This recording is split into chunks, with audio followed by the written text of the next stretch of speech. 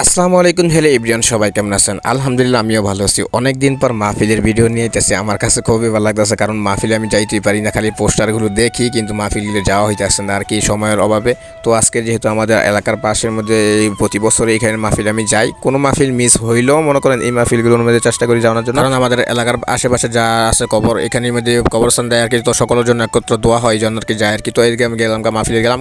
মাহফিলে যাওয়ার পথে দেখি আবার আতর দোকান মোকান উঠছে আর কি, তো আমি আর একটা আতর কিনে নিলাম, ভালোই লাগছে আমার আতরটা। তো সাথে সাথে কিনে নিলাম আর কি। আর আমি অনেক লেট করে গেছি আর কি, কারণ আমার যাওয়া ইচ্ছা ছিল মনে করেন আগে, কিন্তু আমি 10টার পরে গেছি, প্রায় 10টার পরে।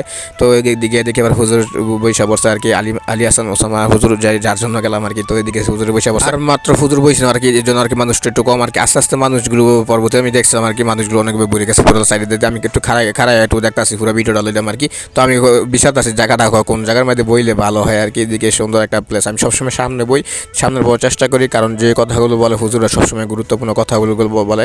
এই কথাগুলো শুনলে মনে করেন নিজের আমলের দিকেও একটু আগ্রহ হইব। আমি বসার জন্য একটা জায়গায় খুঁজতেছি, কোন জায়গার মধ্যে বলে ভালো হইব আর কি, হুজুরের সরাসরি দেখা যাবে। তারপরে এদিকে বৈশা বললাম, বৈশা একটা লাইভ দিলাম আর কি, কয়েক মিনিটের জন্য। বেশি একটা লাইভ দিনে গিয়ে মনে করেন লাইভটা চলছে মনে করেন সর্বোচ্চ 20 মিনিট চলছে। তো লাইভ দেওয়ার পরে এই ভিডিওগুলো নিতেছি। আমার কাছে এই মুহূর্তে ভালোই লাগে, যদিও হুজুরের কথাগুলো প্রত্যেকটা কথাই মনে করেন অনেক গুরুত্বপূর্ণ। তো অনেক দেখি এরপর মানুষগুলো চারিদিকে ফুরা বইরে গেছে আর কি, মাঠটা ফুরা বইরে গেল। আর হুজুরের প্রতিটা কথা সবাই মনোযোগ সহকারে শুনতেছে। আর হুজুর কিন্তু এই বছর প্রতি বছর এখানে আসে আর কি, আগের বছর আসে, এর আগের বছর অনেক জিহাদি বয়ান করছে। বয়ানগুলি আমার কাছে ভালো লাগছিল। তো অনেক কষ্ট করে মনে করি আগে বয়ানগুলো শুনছে আর কি, বৃষ্টি আসার, কিন্তু আজকেও তো বৃষ্টি আসার কথা ছিল, কিন্তু বৃষ্টিও হয় নাই। আল্লাহর রহমতে ভালোই সময় দিচ্ছে। তো কিন্তু হুজুরের কথাগুলো অনেক ভালো লাগছে। না দুনিয়াতে ইজ্জত পায় না, আখিরাতে জান্নাত পাবে। আখিরাতে কি স্বাভাবিক কুত্তাগুলো জান্নাত পাবে নাকি?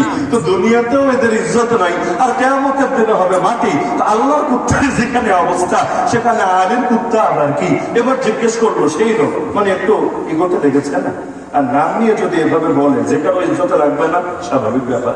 এবার বললো, আচ্ছা হুজুর আপনার নাম কি?